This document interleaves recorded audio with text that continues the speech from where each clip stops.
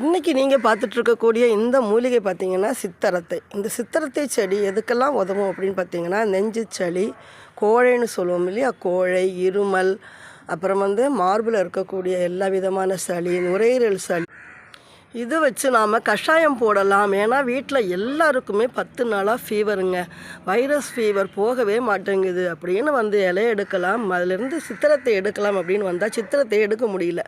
சரி, லீஃப் மூலமாக நம்ம கஷாயம் போடலாம், கற்பூர வெள்ளி, துளசியெல்லாம் சேர்த்து அப்படின்னு வந்தால் பாருங்களேன் அதிசயத்தை.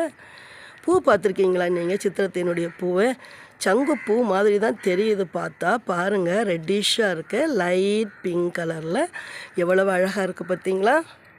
பாருங்கள். ஆனால் இது வச்சு 1 வருஷம் ஆயிடுச்சு. நாம் இந்த சித்திரத்தையே நம்ம எடுக்க வேண்டிய பருவம் கூட வந்துடுச்சுங்க.